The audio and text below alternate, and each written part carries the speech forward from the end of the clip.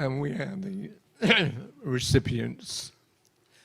So you have to excuse me, I have a problem with Parkinson's disease, so sometimes it makes me a bit emotional.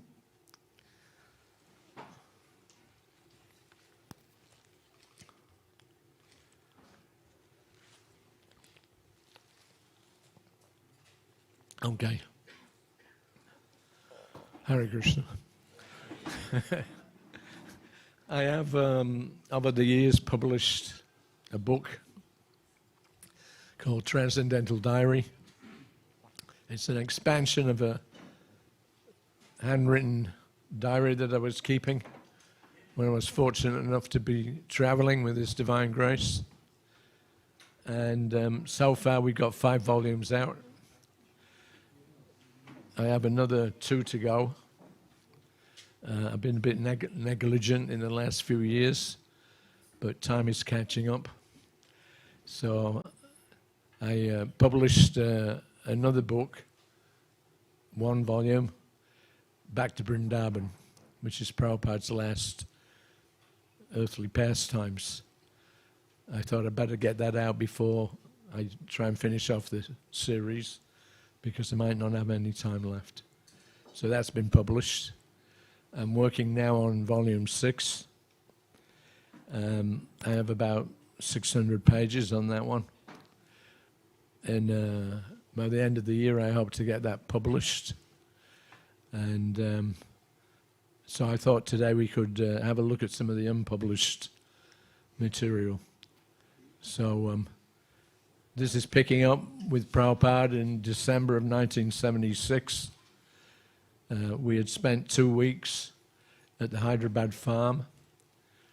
Prabhupada had gone down there. The Bidruka family had donated, apparently, 560 acres. They made a combined trust of ISKCON devotees and Bidruka family members. Later on it went sour. We still have about 40 acres left, and the Bidrukas took all the rest back. But at least at this time, Prabhupada was very optimistic. We had driven by car after 3 months in Vrindavan. We went to Delhi for a couple of days, and then we flew down to Hyderabad. And when Prabhupada was getting in the car in Vrindavan, he said, now we're going to start a new phase of this movement. He didn't say anything more. So Jagadish, he said, what's that, Srila Prabhupada? Varnashram. So that was Prabhupada's plan. He was going to use this large amount of land and develop a Varnashram system.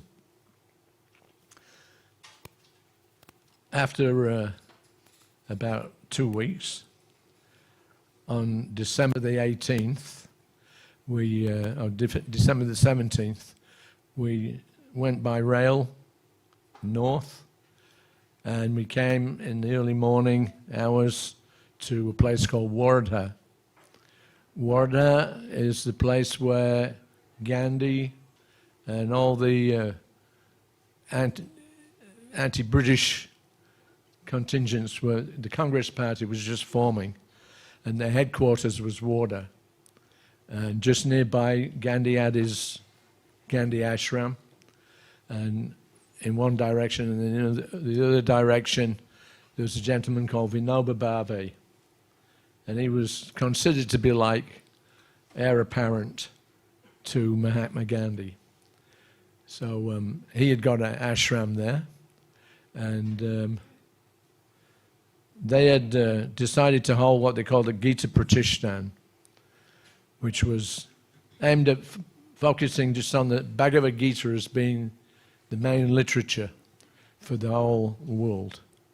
And they'd invited, the organizers had invited many different representatives from all the different spiritual groups in India.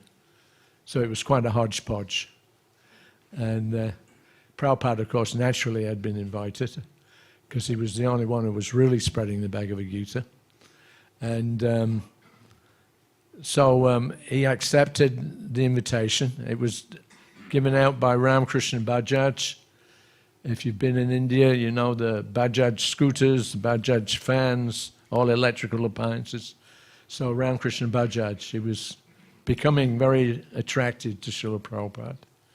And he had conversed with, I think, Giriraj Prabhu to set up proper arrangements for Prabhupada to visit the Gita Pratishthan.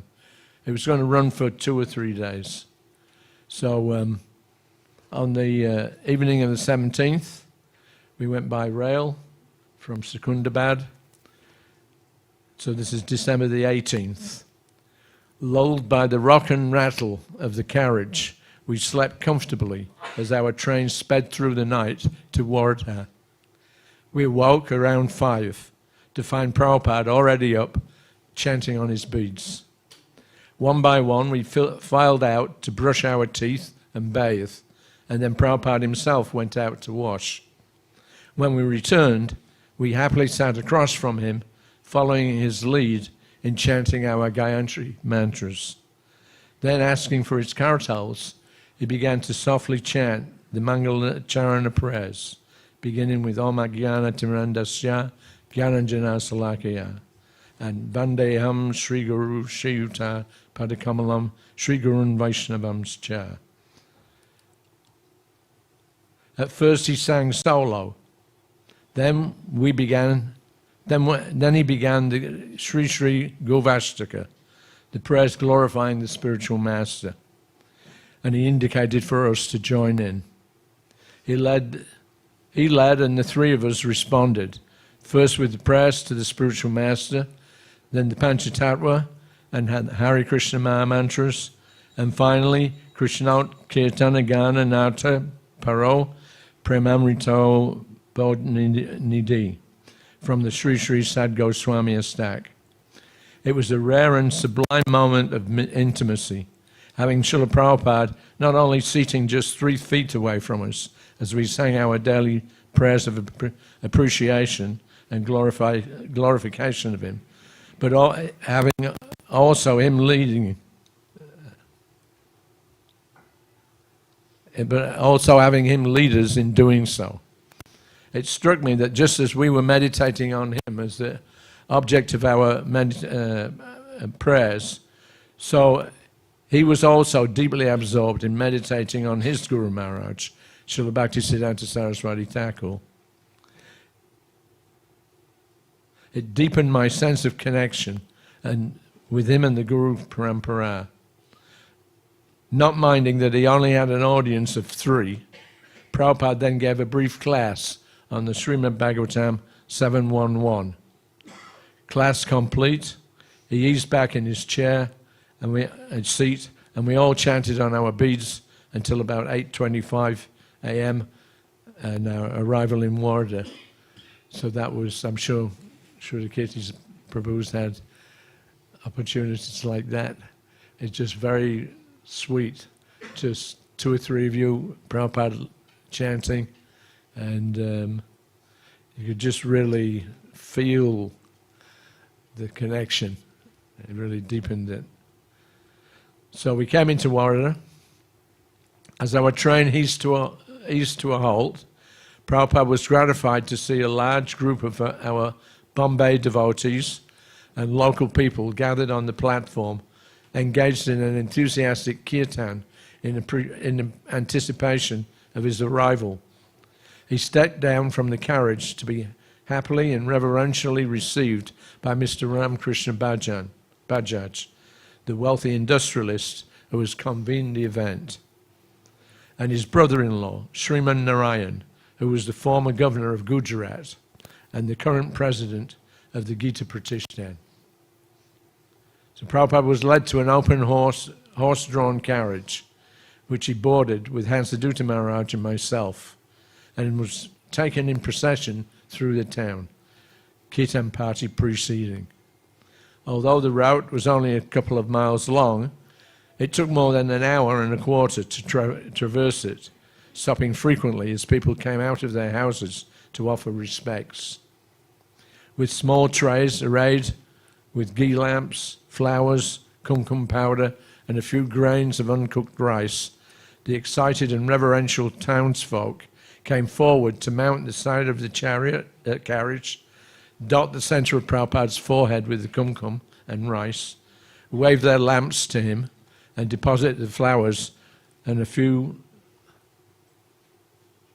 paisa on his lap as a token of their veneration, the traditional Indian manner of offering worshipful respect to a great personality, and just befitting the arrival of his divine grace. At the town centre, we drew slowly down the narrow main street, still heralded by the Kirtan party. Thousands of people appeared on both sides, enthusiastically showering flowers down on the devotees and from the balconies and rooftops to offer Krishna's pure devotee and the foreign bhaktas reverence. Prabhupada received their accolades with his humble disposition, the palms of his hands pressed together in pranams, as eager onlookers clamoured to garland him. It was a wonderful spectacle and experience. Finally, we stopped outside a Lakshmi Narayan temple on Bhaktivedanta Road, which operates under the auspices of the Bajaj family. The two-story mandir is not an elaborate monument, but though a little bigger than a small residential apartment block, it became famous in India as the first temple to allow the lower castes, or Harijans, as Gandhi renamed them, full rights of access in 1928. The temple was packed as Prabhupada entered through the first arch of the gatehouse and then into the temple proper. He was pleased to see many more of his disciples, including Jayapataka Swami, Gurudas Swami, Gopal Krishna Prabhu, and Giriraj Prabhu. Prabhupada moved forward to the deity room to offer his obeisances to the 4-foot-tall, white marble presiding deities of Sri Sri Lakshmi Narayan, who stood on a waist-height marble altar. Although not dressed elaborately by ISKCON standards, the resplendent and majestic four-arm form of Lord and his eternal consort looked well cared for. After receiving Charanamrita, Prabhupada was invited to sit at the side of the temple room, to sit on a large armchair like Vyasasan. For the next half hour, he happily held court, surrounded by his disciples, whilst Hansadutta Maharaj led us in kirtan, much to the delight and amazement of the hundreds of locals. Prabhupada was very pleased with the whole reception. Finally, it was time to go by car to our lodgings at Bajaj Wadi, the old residence of Jamunlal Bajaj, built in the early 1930s. Even with its relatively small population, about 1 lakh, Wada had become one of the main centres of resistance to British rule. M.K. Gandhi and the leaders of the Indian National Congress Party had gathered here to plan their political strategies in the fight for independence from the British Raj. The Congress leaders had been housed in a 2-story building guest house at the back of the land, and it was to this same building, glistening white in the sunshine, that Prabhupada was brought. He had been assigned a room formerly used by the first President of India, Rajendra Prasad. Though spacious and pleasant, it is plain, with traditional whitewashed walls, stone floor, and glass windows with wooden shutters and metal bars, and it is furnished simply with a metal frame bed, a chair, and a small table. There is also a small adjoining kitchen. The guest house, about 300 meters back from the roadside entrance, is neither elaborate or opulent, but it's well maintained, clean and quite large, with a central courtyard and narrow inner verandas dotted with potted plants. All our devotees are able to stay within its precincts,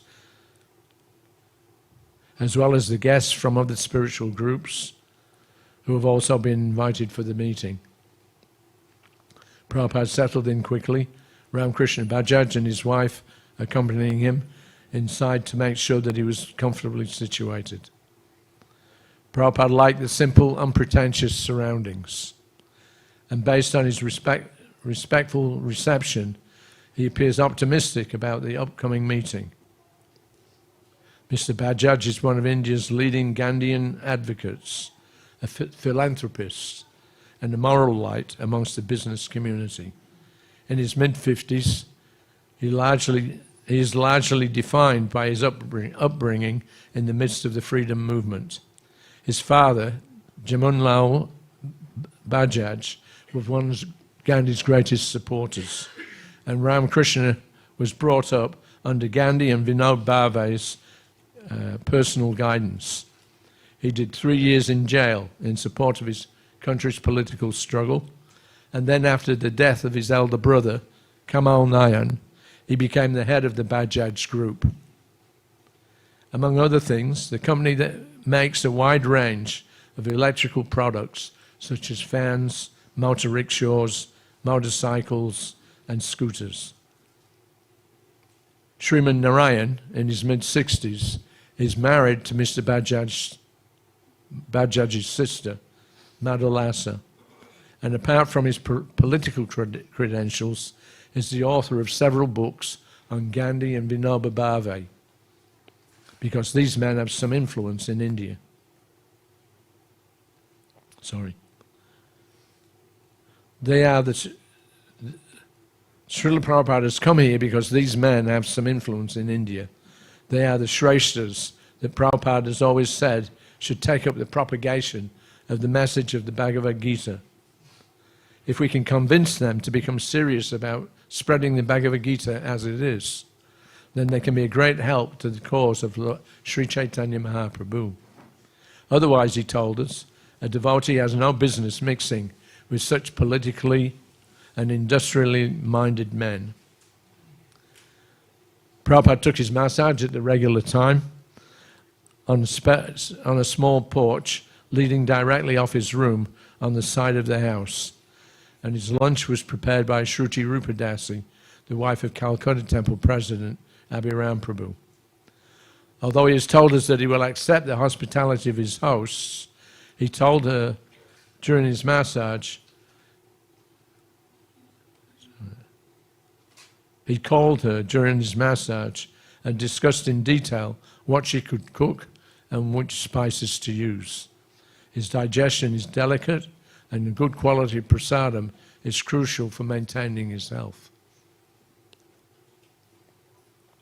After a short rest, Prabhupada rode by car to the first of several programs arranged for him by Giriraj Prabhu in conjunction with the Gita Pratishthan organizers. When we arrived at a local girls' college, we were very pleasantly surprised by a reception of about 400 students and their teachers in its main assembly hall. Mounting a seat that had been placed on a small stage, Prabhupada received pranams and garlands from teachers and leading students. After a short introduction by the organizers, he led us in kirtan and then addressed his attentive audience for about 50 minutes. His hosts had requested that he speak in Hindi, but Prabhupada gave his address in English so that his disciples could also benefit from the talk.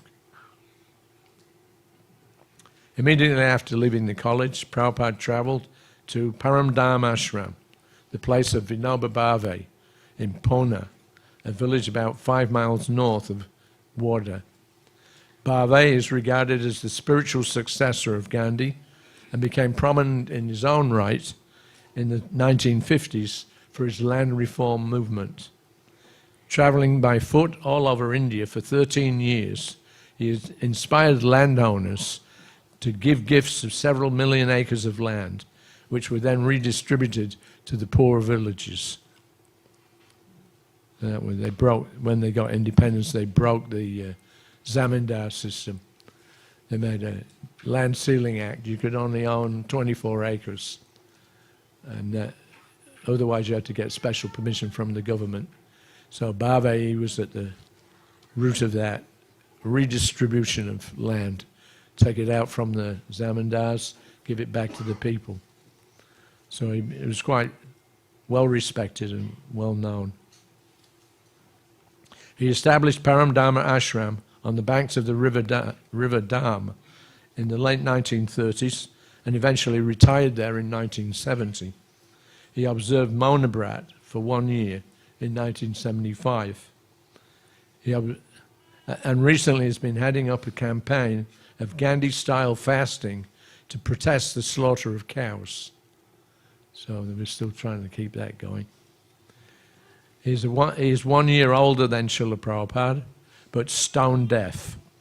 And any visitors have to write notes to communicate with him. Prabhupada had asked Jagadish Prabhu to bring the notes that he had prepared in Hyderabad. So whilst we were in Hyderabad and the arrangements for going to Wada were fixed up, Giriraj mentioned that Vinoba Bhave is stone deaf, so you have to write your questions down and then he answers. So every afternoon for 2 weeks, Prabhupada was calling Jagadish to come and sit with him for an hour in the afternoons at the farm. And then he had a series of about 32 different points, questions, and then a reference to give the answer. So what was Arjuna's understanding of Bhagavad Gita?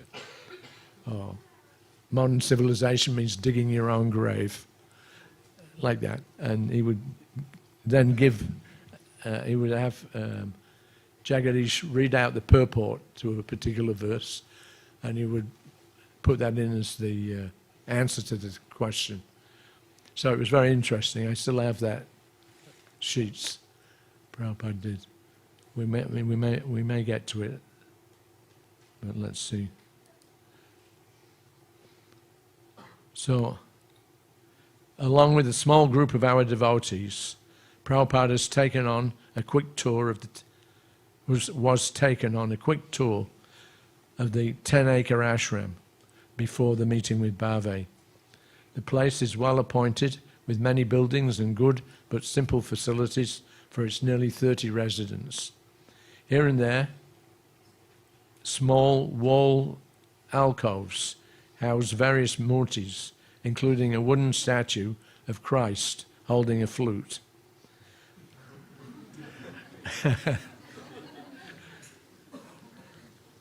Symbolizing the integration of religion. Another of Lord Vishnu, carved from black stone, had been found in the bed of the river and donated to the ashram by Jamunlal Bajaj in the 1930s. Several other murtis, unearthed when the foundations were dug, are displayed as historical curiosities. The ashram is in fact built on the site of an ancient temple said to date back about 1500 years. It contains a large central garden, and the residents also maintain a goshala with only local cows, since foreign cows and crossbreeds often cannot take the heat. The local breed produces less milk, but it provides good working bullocks. After our brief tour, Prabhupada was brought into a room on the riverside of the ashram for his meeting with Vinoba Bhave. With its stone floor and wooden cane-covered ceiling, and cooled by the breeze from the river, the venue was quite pleasant.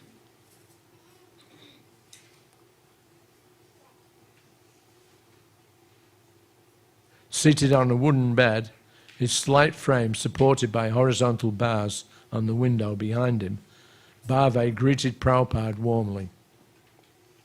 He is the inspiration for the Gita Pratishtha and the chief influence for Ramakrishna Bajaj and the other Gandhians.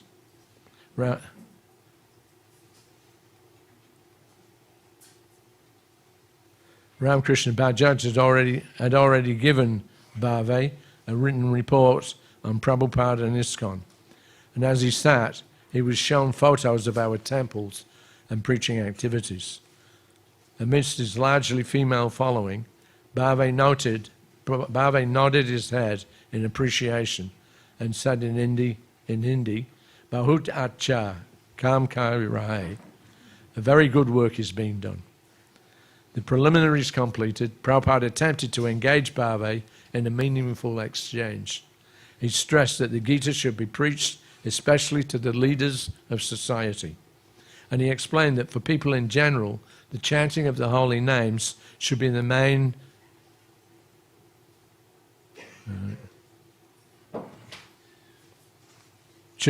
activity. Bhave, however, felt that the Gita should be taught to all persons. He evidently knew something of Lord Chaitanya and his philosophy and made some remarks in Hindi about Trinadapi Sunichena and Lord Chaitanya's movement. But Prabhupada saw immediately that due to Bhave's hearing impediment, the two would not be able to carry on much of a philosophical discussion. So he did not reference the notes that Jagadish had brought. Their exchange was pleasant enough, but brief. Bhave concluding with a good-humoured remark that since Lord Chaitanya had lived for 48 years, Srila Prabhupada should live for 96 to continue his work.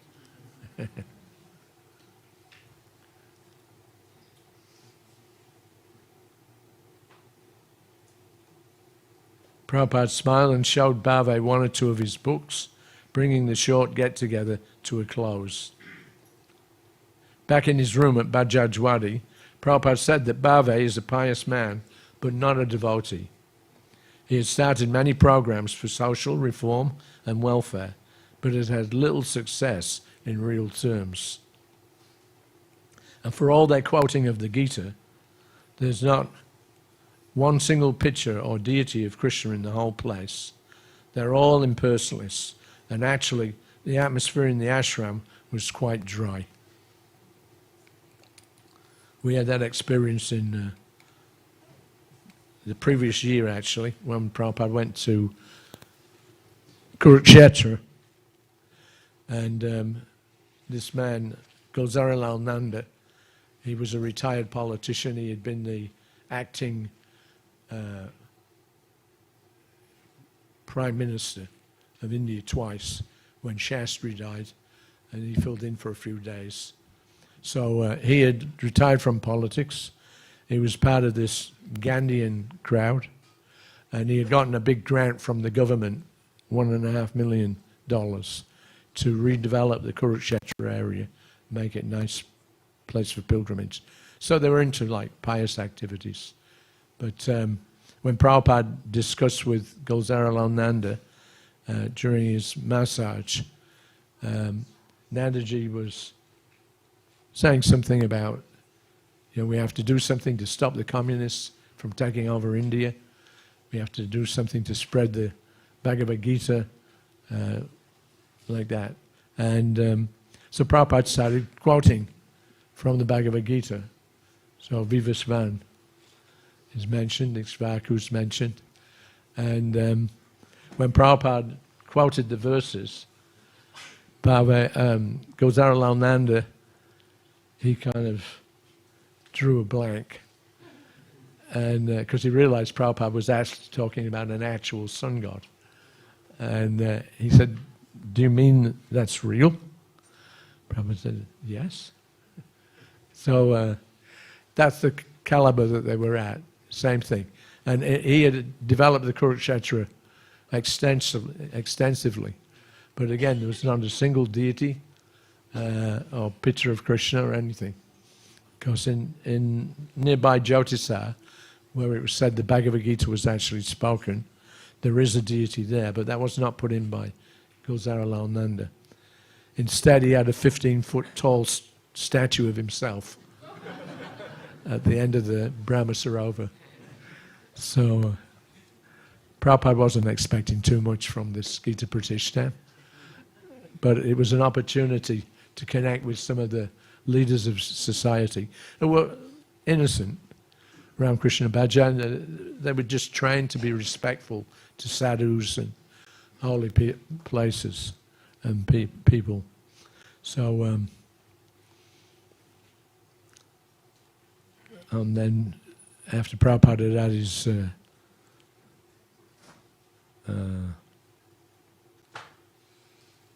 evening darshan, Jayapataka Swami came to see Srila Prabhupada in the early evening and delivered a positive report on Mayapur. Our boat, the Nitai Pada Kamala, is going out regularly with the devotees, selling thousands of Gita Ganas. Gita Gan is a small book. It's the verses of the Bhagavad Gita written in poetic prose. And Prabhupada had done that, I think, in the early 50s or late 50s. And once he got established in Calcutta with ISKCON, one of the first things that he had the devotees do was get this Gita Gan and spread it very widely. And our Gurukul children, I remember in January, February of 76, the Gurukul was situated up at the front gate there, near the where there's some rooms built on the wall. So the Gurukul kids, they would come marching down in single file, and they'd be leading out. You see, like in America, the army, when they go on route march, they have one fellow singing, and then everybody repeats. They have their mantras. One of our devotees, Parthasarthi, when he was in the army, he was on route march, and so he was told, "You lead." So, okay, Hare Krishna, Hare Krishna. And then the soldiers would all answer back, Hare Krishna, Hare Krishna. And he would go down the road doing that. I don't know what happened to Parthasarthi. I haven't seen him for a long time. But anyway, we saw our Gurukul kids coming and chanting the Gita Gan. Prabhupada was really happy with that. So our men are becoming well known and popular in all of the villages of Bengal, and many visitors are coming regularly to our temple. Prabhupada was extremely pleased with their progress, although no further developments have taken place on our land acquisition application. So Prabhupada had applied to the government to get an exception, 300 acres of land. The government should acquire it. That means that the farmers couldn't sell for what they wanted. There was a fixed price and all the land had to be sold. So it was acquired in that way. So Prabhupada put in an application after meeting a man from Calcutta, Mr. Chowdhury. Prabhupada met him on a flight from Delhi to Calcutta, and it turned out that he was a big man in the bureaucracy of the Calcutta West Bengal government, very influential person, and he promised that he would do whatever he can to help Prabhupada get this land. It didn't work out in the end because the communists came into power, and Mr. Chowdhury was a bit afraid that if he overstepped the mark, he might get the sack or something. Anyway, so at this time it was in progress. So Prabhupada called in the leading devotees and spoke to them about the importance of book distribution in India. He told them that even if it doesn't matter, it doesn't even matter if we don't make any profit, as long as we cover the costs and the books go out. He stressed to Gopal Krishna Prabhu his policy of 50% of the profits going to printing more books and 50% going for temple construction. That was his formula. He repeated it many times. India is beginning to awaken to the Hare Krishna movement, and Prabhupada is keen that both aspects of ISKCON's preaching work be firmly established. So far, much of the preaching has been done through life memberships, but now the potential for selling books is beginning to show. Gopal Krishna agreed, but he pleaded for more time to come to the 50% standard. He explained that he needed to reinvest the money from the book sales so that he could print new titles, but he felt that he could follow the standard after some time. Prabhupada consented. He's happy with Gopal's efforts and said that when we become enthusiastic, he becomes enthusiastic as well. And nowadays, every morning they read out in Mayapur the book scores.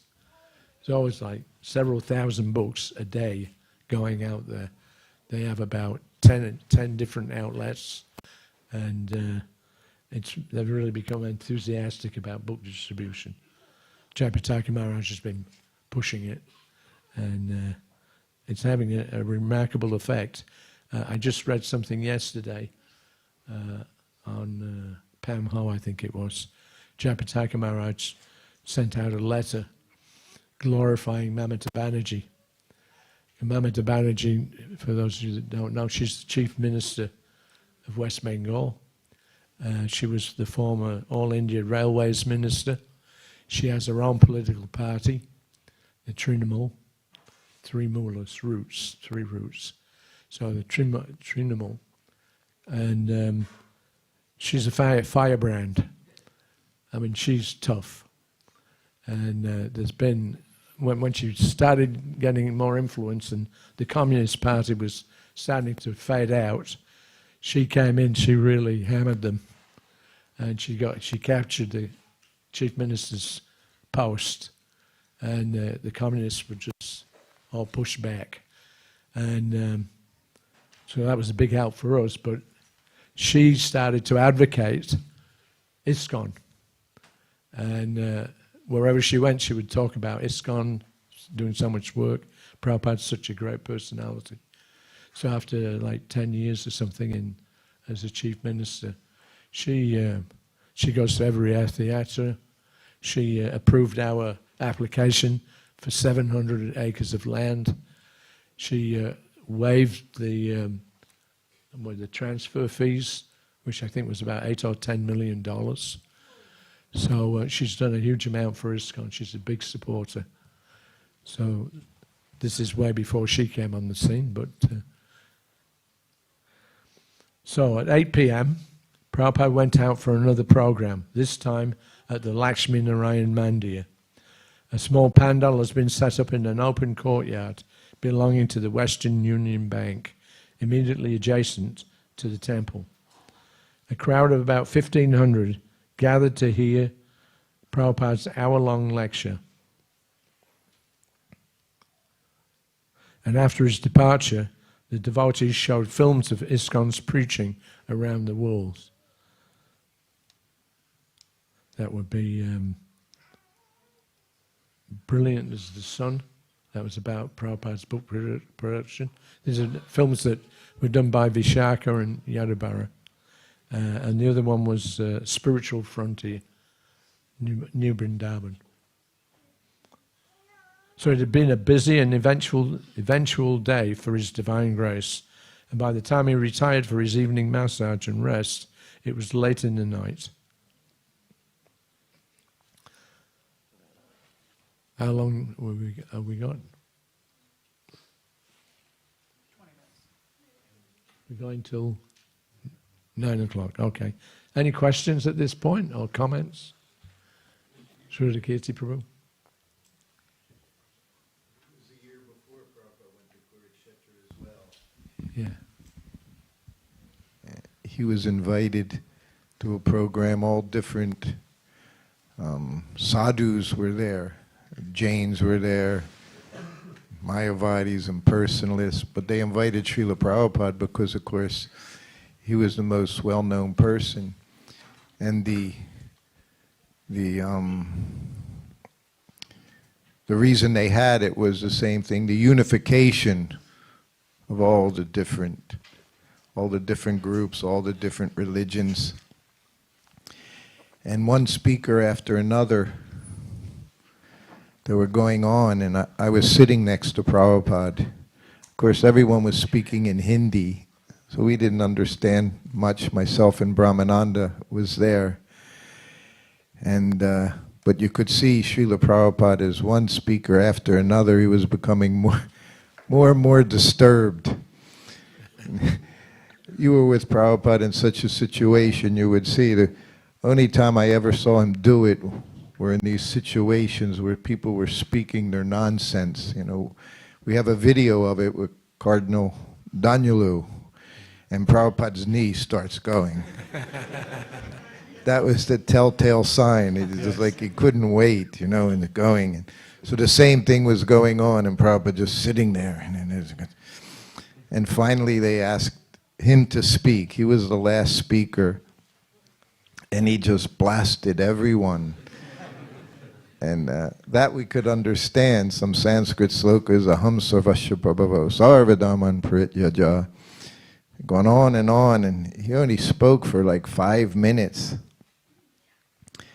And then after he spoke, everything, big Pondo was there, and it just broke up, and these storm clouds were coming in. And we all got into the car, and Prabhupada said, so? He said, did you understand? And we said, well, we understand a few things. He said, yes, I told him, all nonsense rascals. He said, here we are in Kurukshetra. He said, not one person mentioned Krishna. He said, not one person. They talked about unity. He said, what unity can be there? He said, only unity can be there. Everyone surrenders to Krishna. No one mentioned Krishna. Here in Kurukshetra, he said, no one even mentioned Krishna. So then the car was going off, and the storm, it turned into like a cyclone. Trees were falling down around us. The cars going this way, that way, weaving through it. The whole Pondo blew away. Prabhupada's anger just created this complete tornado there at the site. So that was my one experience in Kurukshetra there. Yeah, Prabhupada, when we were leaving, he said, they've created a trust called Manavadhanam. He said, I say, Pashudam. Right. Somebody else had a question. Did somebody have a question?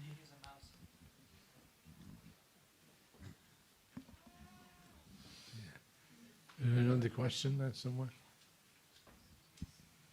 Or comment? Yeah.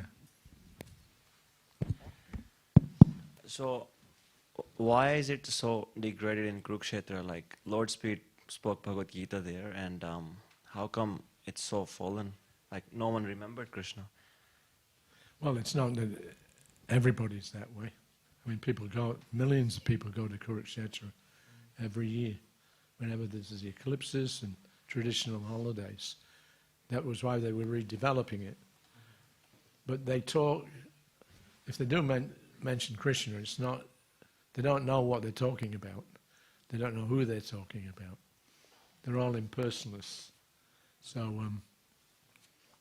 it's just the unfortunate condition that India has fallen into. You have the best culture, they have the highest knowledge, but now it's all become, Prabhupada said, 99% of the Indians are all Mayavadis. So now we're changing that. But it's something which, Prabhupada, right from the very beginning, was talking about the cheaters who present the Bhagavad Gita and use it for their own means. But we'll hear more about that from this.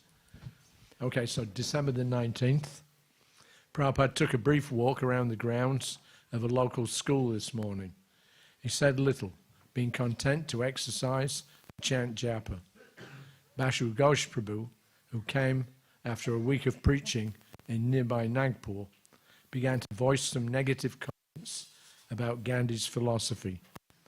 But even in our small group, Prabhupada silenced him, saying, don't criticize Gandhi here. This is his place. They will not understand. So you have to be a bit diplomatic sometimes. So today was the first day of the scheduled Pratishthan meeting. After breakfast, we were driven out in a convoy to Pune for the inauguration at Paramdharma Ashram. The meeting was held in an unadorned but large hall, about 60 by 20 feet. Its roof simply corrugated asbestos on a steel frame. Representatives of a variety of spiritual and pseudo-spiritual groups, influential businessmen and ex-politicians, along with other observers numbering about 200, were already sitting on mats on the floor before a small stage erected at one end. Prabhupada entered, and as one of the 3 keynote speakers, he was led up onto the stage to occupy an asana alongside Vinoba Bhave and Swami Chidananda from the Divine Life Society.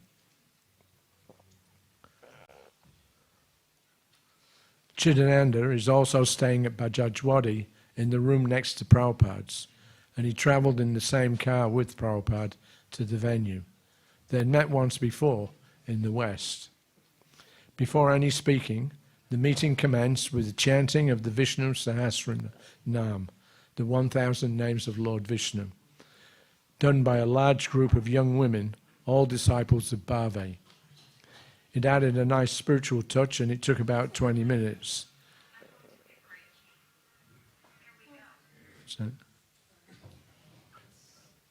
Then Ramakrishna Bajaj got up and said a few introductory words, followed by Srimad Narayan.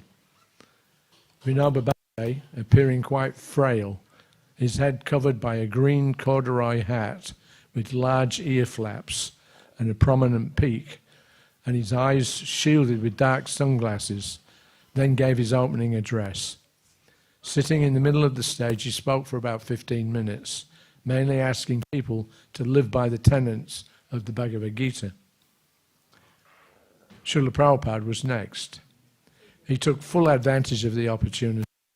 Speaking in Hindi, he launched into a strong assertion of the true purpose of the Gita and an equally strong condemnation of impersonalism. The idea that you can follow the Gita without worshipping the Supreme Personality of Godhead, Krishna.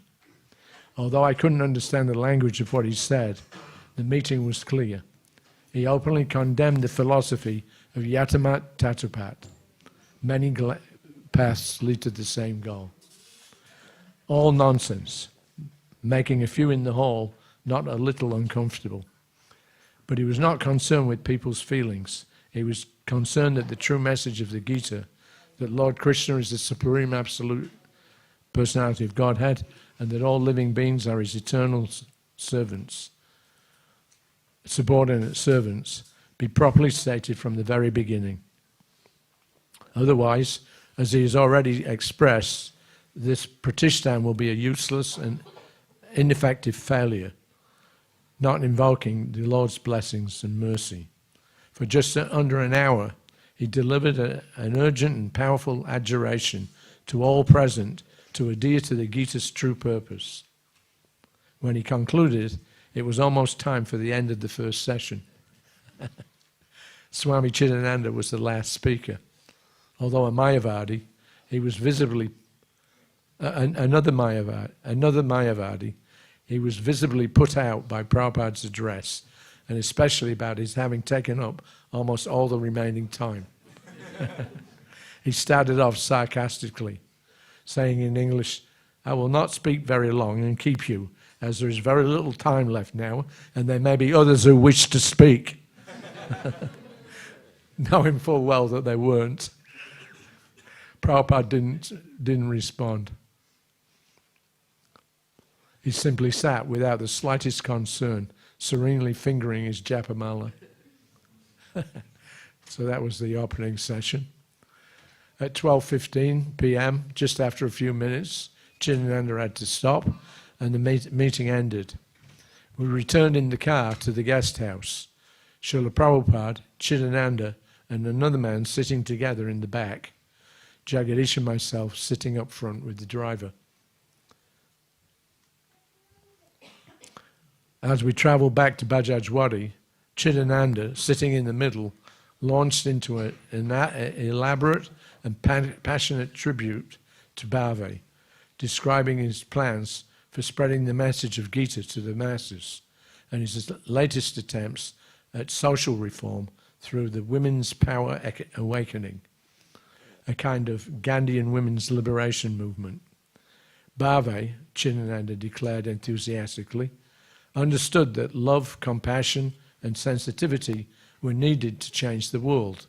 Because all these qualities are naturally found in women, he said that therefore he had a program to train 16 to 20-year-old women in his ashram. Over a 7-year period, they should learn to chant Sanskrit and the Vishnu Sahasranam, and they're trained in Shastra, the principles of cleanliness, family life, etc. Then they can choose a district in India where they will work, learn the local language, and at the end of the 7 years, they have to travel there on foot. So this was his revolutionary preaching. On arrival, they're supposed to go from one village to another, organizing the women into groups and teaching them by personal example how to be clean, run their families, and so on. Bhave's idea is that if there is a good atmosphere at home, the men will naturally be pacified, and thus peace in society can prevail. It is a laudable enough endeavor, but completely mundane. Hardly the real essence of the teachings of the Gita, as Prabhupada pointed out. While Chidananda was speaking, Prabhupada on his left had mostly been gazing out of the window with obvious disinterest. At first, he had pointed out that the Gita was actually meant for the leaders of society, and that only if they took it seriously could society be changed for the good.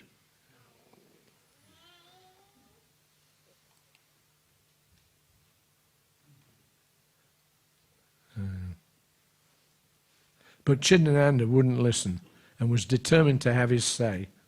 Finally, as Chidananda wound down a bit, Prabhupada turned to him and said, "The thing is, you can imagine any plan you like, but the fact is, Sri Sudra Dvijabandhunam. These are the less intelligent class of human beings, and they cannot preach the Bhagavad Gita. Of course, if the devotees are women, if the women are devotees, then it is different." So he's talking about women in general, but he always said that the women that take up the Krishna consciousness movement are as intelligent as the men, because it takes intelligence to know that you're not the body and to understand what the goal in life is. Chidananda, having already been affronted in the assembly hall, replied cuttingly, "Well, of course the masses are less intelligent, so that's why the path of devotion is naturally the only way for them. Because they have no knowledge, they can only be engaged in bhakti." It was the classic envious accusation that the Mayavadis impute upon the devotees. The same criticism that Prakashananda Saraswati had levelled at Sri Chaitanya Mahaprabhu nearly 500 years ago, that bhakti is only for the less intelligent, and that when one becomes more intelligent, he engages in speculative studies of the Vedanta Sutra. Prabhupada, now with a great deal of laboured patience, replied, "I have already explained that the Gita is for the Rajasi, the leaders of society, who are also great saintly persons." But Chidananda simply closed his ears and would not allow Prabhupada to continue. He was determined to be heard and to hear his own voice.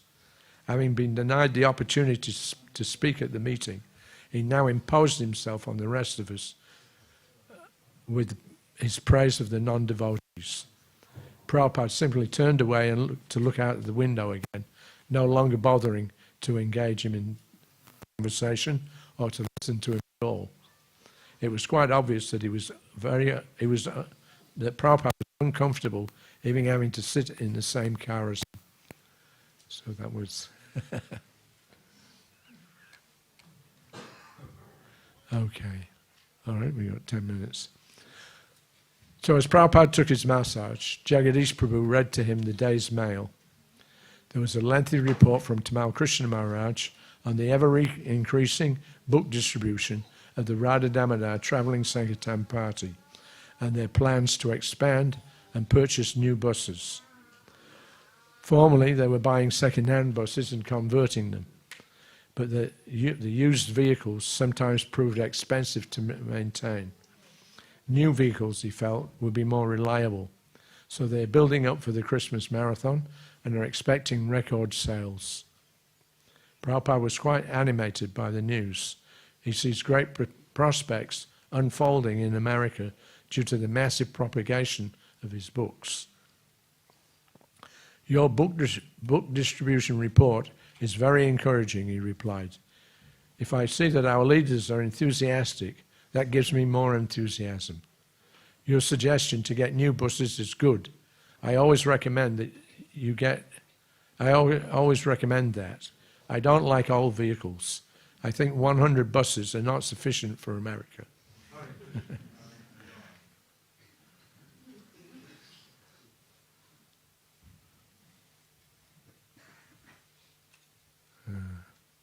You propose to induce the American people to surrender to Lord Chaitanya by expansion of book distribution. That is wanted. When you come to that, that is success. Then you can take charge of the government. As soon as in America the Krishna conscious boys are in power, the whole world will be changed. The idea is to bring under control all the atheistic classes of men. There are two ways of bringing the opposition under control. One is by logic and philosophy, and the other is by force. That was done by Bharat Maharaj when he was king of this planet. So Prabhupada sometimes hinted that there's another face of ISKCON which is yet to manifest. Right now we're trying with self-help, get people to buy the books and read them and become convinced. But ultimately that will come. If you want to change in society, it never occurs peacefully. You have to get control, real control, you actually have to capture the government and you have to defeat your enemies. So let's see, maybe next birth we might be at that point. Right now we're in the nice phase, but Krishna has different phases. He told myself and Tamal Krishna Maharaj, when we were in Gita Nagari, we were talking about that. And Prabhupada said, yes, there's another feature of the Krishna consciousness movement, but I'm not saying anything about it now. When we were on the roof in New York, that 55th Street West, and Prabhupada was sitting there very serenely on the top of the roof. A few devotees were there. Tamal Krishna Maharaj, he told Prabhupada, he said, it seems that this building is now exhibiting all the different aspects of Krishna consciousness. We've got prasadam distribution, we've got a guest house, people to come, we've got deities and worship, and like this. So all the different items that Prabhupada had introduced for us to take up seem to be there in that one building. So then Tamal Krishna Maharaj asked Prabhupada that, do you have any more plans that you haven't yet revealed? So Prabhupada, he said, yes.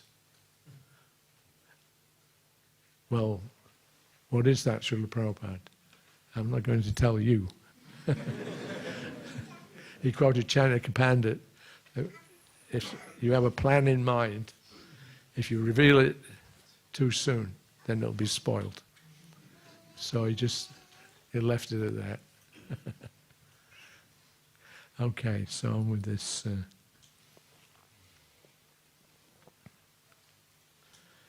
It seems, however, that not everyone in ISKCON appreciates the sacrifice of the Sankirtan devotees. Sometimes, Tamal Krishna said, some of the men, especially the book distributors, want to live separately from their wives because otherwise they get distracted from the service. But this then disturbs the women, and one or two of them want to divorce and remarry. Since this is against the principles of Vedic culture, he wondered whether or not it should be allowed. Prabhupada was not happy to hear the news.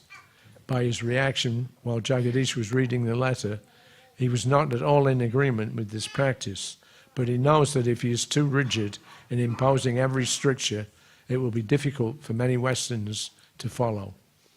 He is strict, but he's also practical. While stating the standard in his reply, he also made it clear that he would not reject someone from the chance to engage in devotional service even if he or she can't follow all of our tenets. He replied, why the wife should be disturbed if she is living not in the association of her husband. When Chaitanya Mahaprabhu went to East Bengal for preaching, his first wife was alone.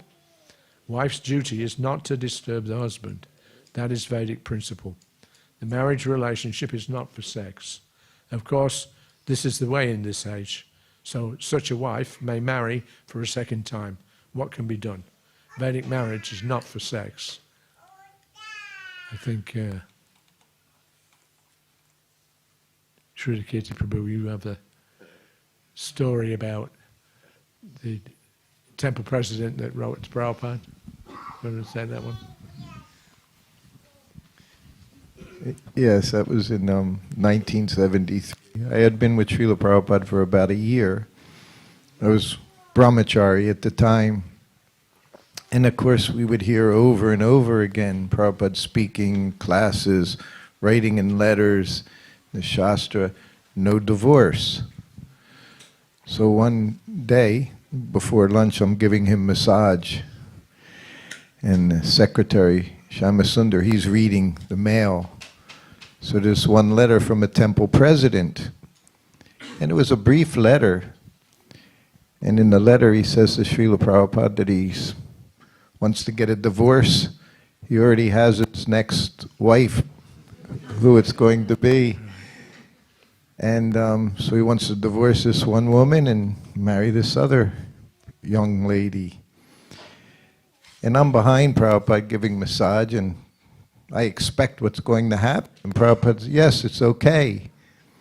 And I was shocked. Of course, I didn't say anything, but I'm massaging, and whole rest of the day, my mind was agitated. I saw Prabhupada so quickly. He said, yes, it's okay.